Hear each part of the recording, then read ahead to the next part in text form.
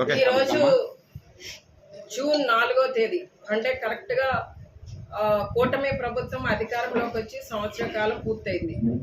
వాళ్ళు అధికారంలోకి రావడానికి ముందు చాలా హామీలు ఇచ్చారు. సూపర్ 6 అని, ఇంకా అవి ఇస్తాం ఇది ఇస్తామని చెప్పి. ముఖ్యంగా పిల్లల చదువు విషయంలో అమ్మఒడి మనం ఇంటికి ఒకరికి ఇస్తే మొత్తం ఇంట్లో ఎంతమంది ఉంటే అంతమందికి ఇచ్చేస్తామని చెప్పారు. అలానే ఇంట్లో 18 సంవత్సరాలు నిండిన ఆడపిల్లలు ఉంటే ఆ 18 సంవత్సరాల నుండి 60 సంవత్సరాలు వచ్చే ఆడపిల్లలందరికీ కూడా ఇచ్చేస్తామన్నారు. అంటే ఈ రోజున ఒక హామీ కాదు, రైతులకి 20,000 ఇస్తామన్నారు, నిరుద్యోగ భృతి ఇస్తామన్నారు, ఉద్యోగాలు ఇస్తామన్నారు, సంపద సృష్టిస్తామన్నారు. అసలు ఒకటి కాదు. మళ్ళీ ల్యాండ్ టైటిలింగ్ ఇక్కడ మన ప్రభుత్వంలో జగనన్న ప్రభుత్వంలో రీసర్వే జరుగుతుంటే అది ల్యాండ్ టైటిలింగ్ యాక్ట్ అనేది చాలా తప్పు. దీనివల్ల భూములన్నీ కూడా జగన్ గారు సొంతం చేసేసుకుంటారు, రైతులకి భూములు ఉండవని చెప్పి అసత్య ప్రచారం చేశారు. అంటే ఈ రోజున వాళ్ళ అధికారంలోకి వచ్చింది నిజంగా ప్రజల నుండి వాళ్ళు సానుభూతి పొందో, లేదా ప్రజల నుండి ఆదరణ పొందో, లేక అభిమానం పొందో అధికారంలోకి రాలేదు.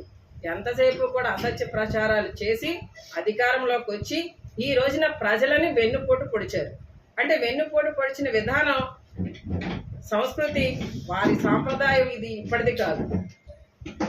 సీనియర్ ఎన్టీ రామారావు గారు ముఖ్యమంత్రిగా ఉన్నప్పుడు ఏ విధంగా వెన్నుపోటు పొడిచి పార్టీని వారి చేతుల్లోకి లాక్కుని పదవులను ఏ విధంగా లాక్కున్నారో రాష్ట్ర ప్రజానికానికి తెలుసు, ప్రపంచానికి తెలుసు. ఈ రోజున అదే వెన్నుపోటు ధోరణిలో ప్రజలను కూడా వెన్నుపోటు పొడిచి హామీలన్నీ కూడా గాలికి వదిలేసి వాళ్ళని మోసం చేసి దగా చేసి ఇస్తామన్న ప్రతి ఒక్కటి కూడా ఈ రోజున రోడ్డు మీదకి రావాల్సిన పరిస్థితి ప్రతి ఒక్కరికి ఉన్నా కూడా పాపం వాళ్ళు ఎంత వేదనతో ఈ రోజున గత ప్రభుత్వం, మన జగనన్న ప్రభుత్వం, మన జగనన్న పాలనని గుర్తు చేసుకొని రోజంటూ లేదు.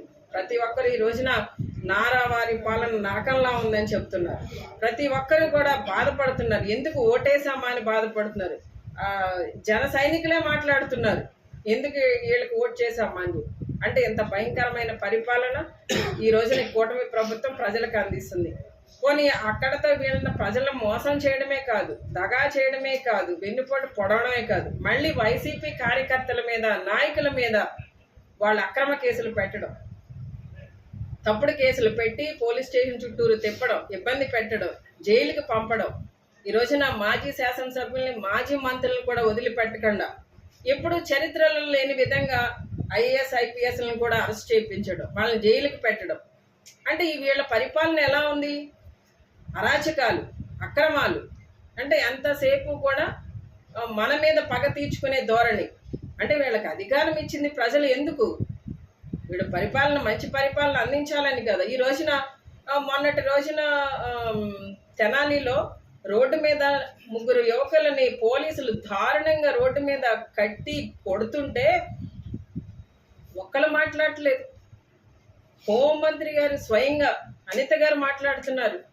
మరి వాళ్ళు తప్పు చేస్తే కులం ఏంటి అంట. అంటే అసలు కులాల ప్రాతిపదిక లేకుండానే అన్నీ జరిగిపోతున్నాయి ఈ రోజున మన ఆంధ్ర రాష్ట్రంలో. సరే వాళ్ళు దళితులు అనేది పక్కన పెడదాం కాసేపు. అసలు పోలీస్ స్టేషన్కి వెళ్తేనే మ్యాన్ హ్యాండిల్ చేయడం అనేది తప్పు. అలా నడి రోడ్డు మీద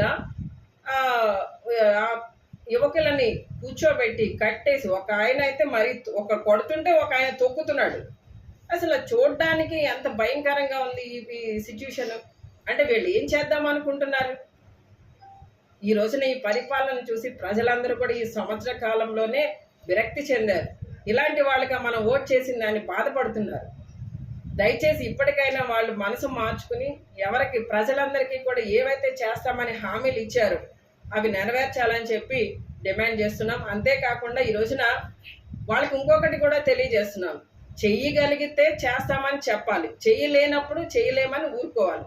ఇప్పుడు 40 సంవత్సరాల ఇండస్ట్రీ నాది అని చెప్తున్న చంద్రబాబు నాయుడు గారు, ఆయన ఎన్ని అప్పులు ఉన్నాయో రాష్ట్రానికి, ఏ పథకం ఇస్తే, ఎంతమందికి ఇస్తే ఎంత ఖర్చు అవుతున్నాయి, ఎన్ని నిధులు కావాలో ఆయనకు తెలియదండి. పెద్ద విషనరీ అని చెప్తాం కదా మనం. ఆయనకు తెలియకుండానే ఈ హామీలు ఇచ్చారా? లోకేష్ గారే అన్నారు కదా స్వయంగా, మీరు ఇవన్నీ మేము చేయలేకపోతే కాలర్ పట్టుకుని నిలదీయండి అని. అంటే మాటల వరకు కాదు, చెయ్యగలిగితే చేతలు చెయ్యాలి, లేదా చేయగలిగి మాత్రమే చెప్పాలి తప్ప ఇలా అసత్య వాగ్దానాలు ఇచ్చి ప్రజలను మోసం చేసి దగా చేసి వెన్నుపోటు పడడం అనేది మానుకోవాలని చెప్పేసి వారికి తెలియజేస్తున్నారు.